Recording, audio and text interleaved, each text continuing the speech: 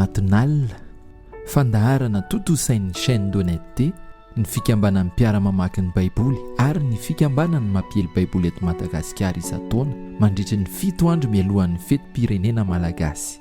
Ampitaina amin'ny hainao manjiry sy ny tambajotra sosialy maro samihafa.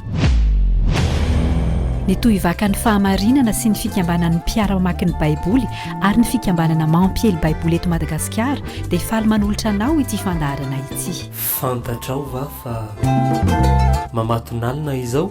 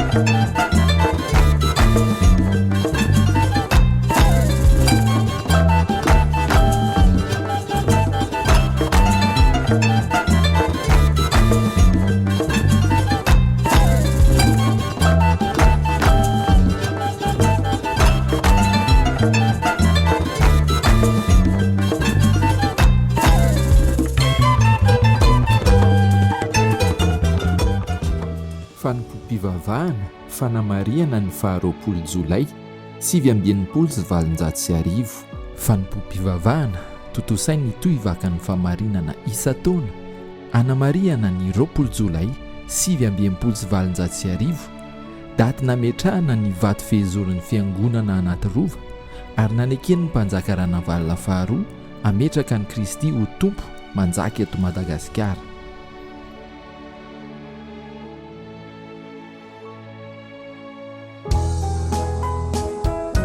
Totosan'ny asabotsy 13 Jolay lasa teo ny fanompoam-pivavahana no karakarainy ny tohivakan'ny fahamarinana tao amin'ny FJKM Ambohitately. Fanompoam-pivavahana fidiranan'Andriamanitra nentina nankalazana ny 750 taona naneken'ny mpanjaka Ranavalona faharoa ametraka ny Kristy ilay fahamarinana ho tompo manjaka eto Madagasikara tamin'ny 20 Jolay 2024 tao amin'ny fiangonana anaty rova. Fotoana natokana hideranan'ny tompo noho izany sy ny tondranam-bavaka ny firenena sy ny mpitondra ny fotoanan'ny asabotsy 13 Jolay lasa teo. Notrony ny fikambanana kristianina, mpitondra sy olon-tsotra maro.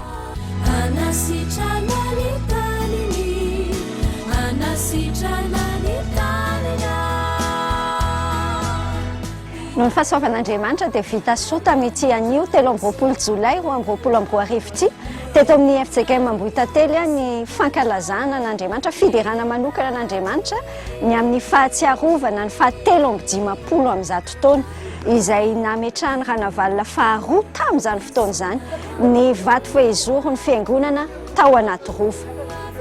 Fotoana izay nampanjakany nanekeny any Kristy ho tompo manjaka eto amin'ny firenetsika ary ny tenin'Andriamanitra izay entina nanorenana an'izao fiombonam-bavaka izao moa dia ny hoe ny fahamarinana manandratra ny firenena ary Kristy manjaka amin'ny fiainan'ny kristianina tsirairay, izay no mahatonga ny firenena misandratra.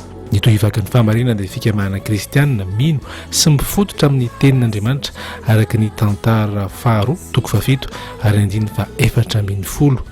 Raha ny oloko izay nantsona amin'ny anarako ho avy anetri-tena ka hivavaka sy hitady ny tavako ary hiala amin'ny ratsy fanaony dia hiaino any an-danitra ka hamela ny elony ary hasitrana ny taniny. Ny mpitandrina Razafiarson Emilien tonian'ny fikambanana mpiara-mamaky ny baiboly no nanorina azy tamin'ny taona 726 misy 505 ny mpikambana manirana ny Madagasikara ankehitriny.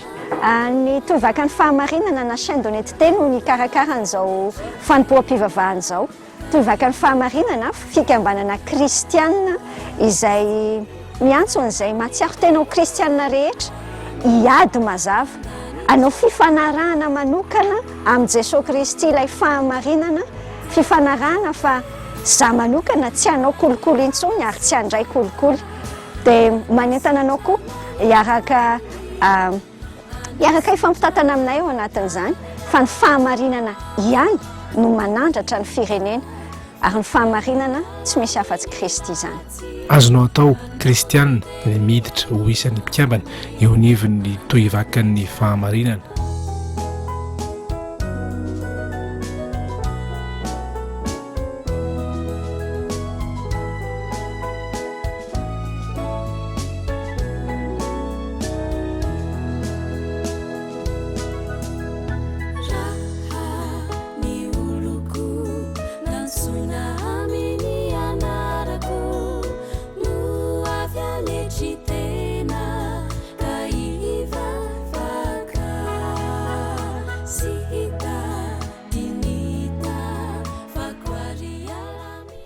Dîner conférence pour leaders, comment réussir avec Christ, réussir dans la vie ou réussir sa vie, niarahana tamin'ny pasteur Raymond Kofi tamin'ny 20 oktobra 2024 tao amin'ny PK0 Soarano.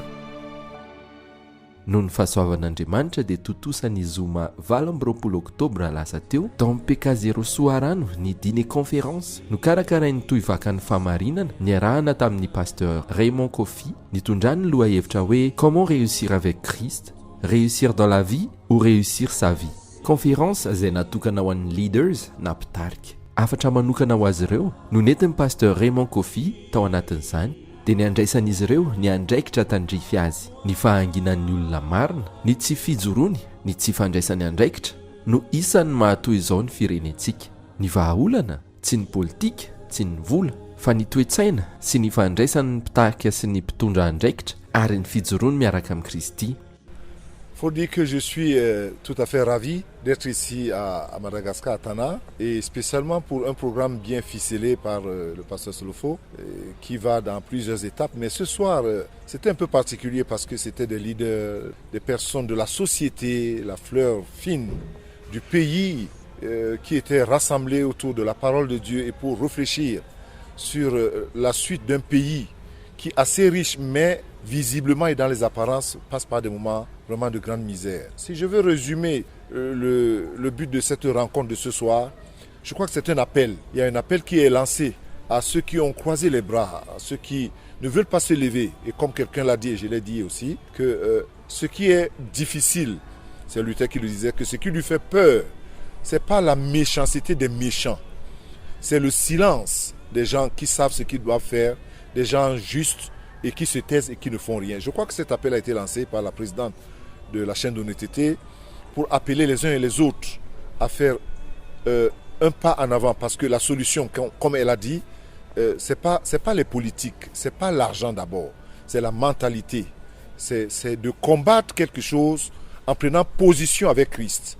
Pour moi, si je veux résumer la rencontre de ce soir, c'est un appel aux leaders, aux hommes qui sont déjà assis dans la société, les hommes et les femmes, de prendre un engagement avec Christ pour que Dieu puisse nous aider, ou plutôt aider le peuple malgache ou malakassi à sortir de cette situation et de voir, même si ce n'est pas aujourd'hui, mais demain, déjà pour les générations à venir. Et ma joie était de participer aussi à cela et d'encourager, d'apporter un message d'encouragement et d'exhortation. Et j'ai été vraiment honoré avec beaucoup de joie dans mon cœur. C'est ce que je peux résumer enfin pour cette rencontre. Merci beaucoup.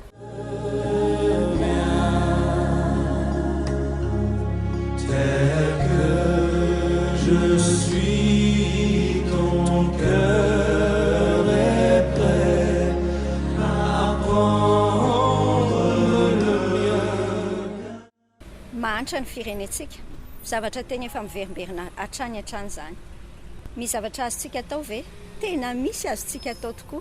Izay zavatra izay no niarahana eny anjinika teto amin'ity fiarahana ity tamin'ny tsy anio ity niantso an'ireo mpitarika izay tratrantso mba hijery manokana ny fiainany hoe tena mahomby ve ny fisiany amin'ny mahampitarika azy mahomby ve ny fisianao amin'ny mampitarika anao manontany anao an'izay napetraky ny tompo amin'izay toerana mampitarika anao ianao tadio fa eto atsorokitsika sy ianao ny hoavy ny firenentsika ao anatin'izany Andriamanitra ny miantso antsika hoe ny fahamarinana no manandratra ny firenena rehefa resy lahatra tsika samy resy lahatra tsika fa tena mambotry ny firenentsika ny fahalovana ao anatin'ny kolikoly tsara indrindra raha miara-miady ary ianao mpitarika io amin'izay sehatra metrany tompo anao na ara-pivavahana na ara-politika na ara-ekônomika amin'izay fandrarana misy anao ndao hijorotsika amin'izay fahamarinana izay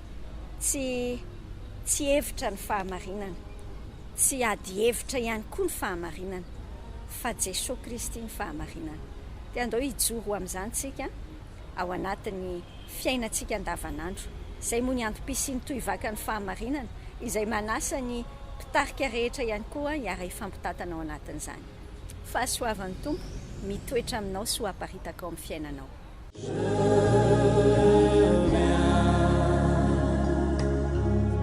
Tel que je suis, ton cœur est prêt à prendre le mien tel qu'il est pour tout changer.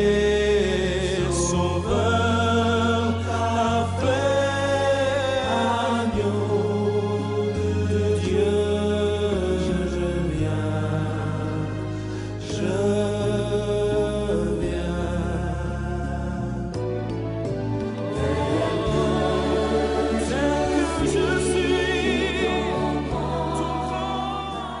Conférence Jésus est l'unique sauveur niarahana tamin'ny pasteur Raymond Kofi tamin'ny 3 oktobra 2024 tao amin'ny FJKM katedraly Analakely.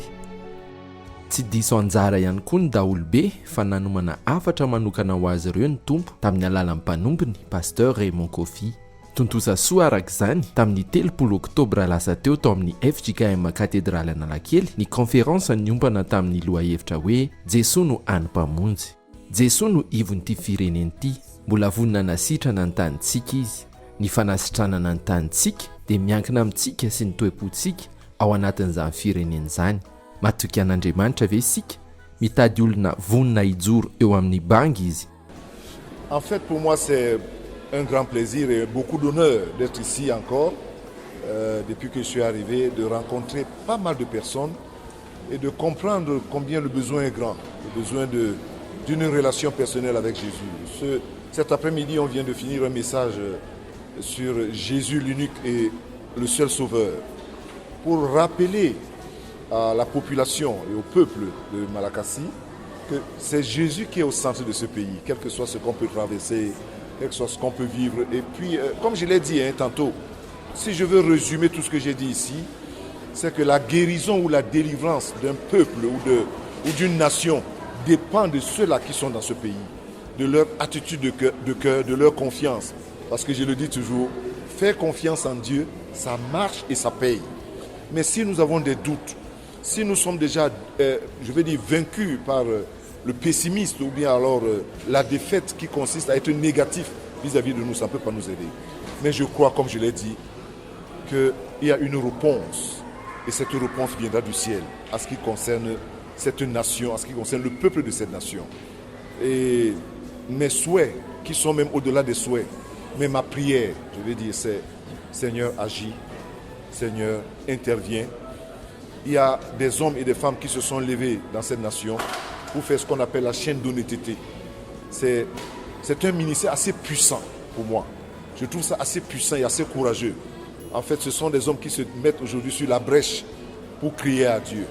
Je voudrais dire à tous ceux-là qui sont engagés à la chaîne d'honnêteté que Dieu agit et il agira.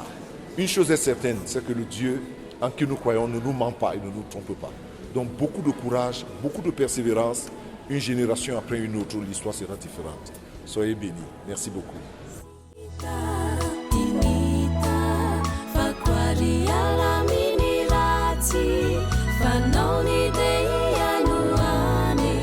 Fotoana manokana ny tohivaka ny fahamarinana tamin'ity andro an'ity niarahana nanasana ny olona izay tratrantso rehetra teto amin'ny FZK Analakely niaraka tamin'ny pasteur Raymond Kofi niarahana nanjinika n'ilay loha hevitra hatafavoaka ny firenentsika hoe Jesosy ilay hanimpamonjy.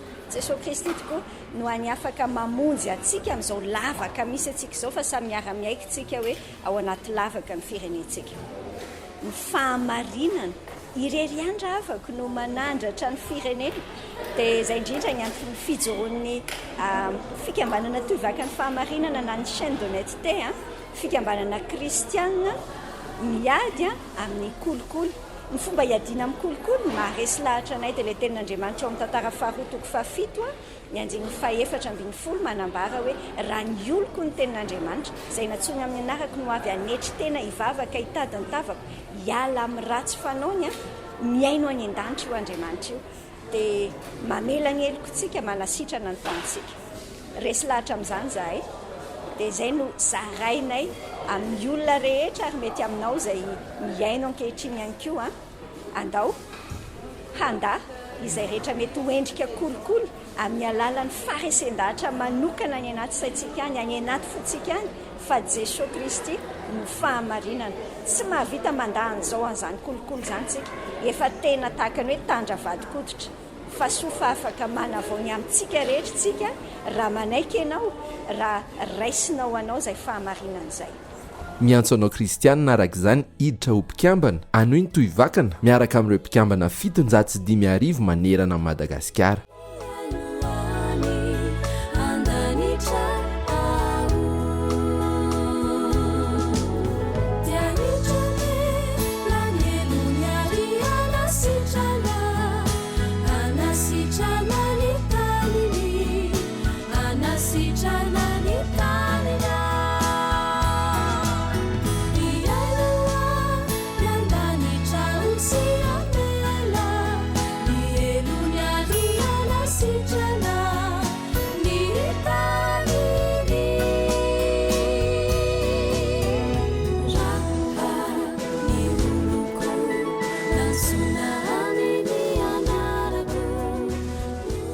Fiaraha-miasa amin'ny vondrona miaramila kristianina.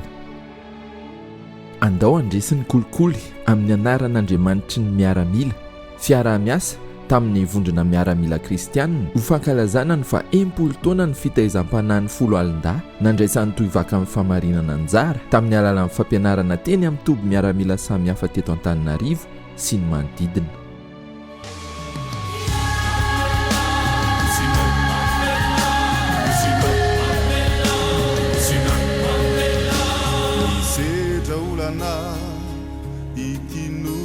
Malalana ity mangataka aminao zahay Kristy fa ao reny olana esory irefatorana zay mbola manefitranay iray amina andao anye ity Madagasikara ity Jesosy o miangavy anao rezahay onjereriray misedra olana ity nosy malalana ity mangataka aminao zahay Kristy fa ao reny olana.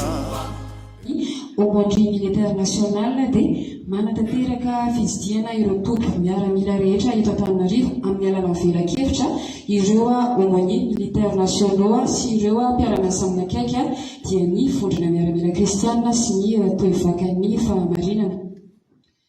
Aza maka zavatr'olona ankeriny na ampitaka vaoka ianareo hoafa-po amin'ny karamanareo. Aza maka zavatr'olona ankeriny na ampitaka vaoka ianareo hoafa-po amin'ny karamanareo.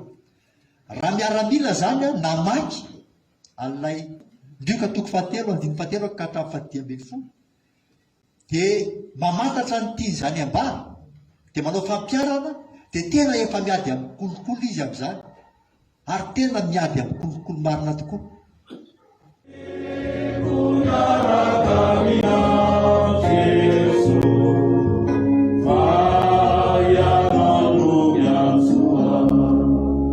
Aminarana sy njanaka ny falay masina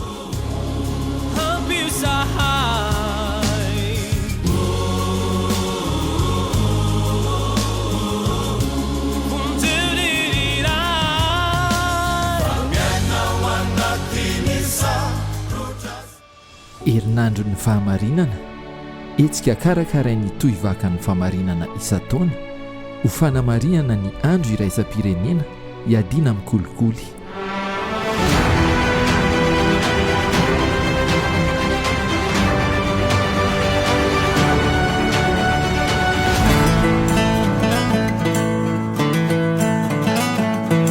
herinandro ny fahamarinana fandaharana iranao mitohivaka ny fahamarinana na ny chaîne d'honnêteté isan'andro ny 5 ka hatramin'ny 1 desambra.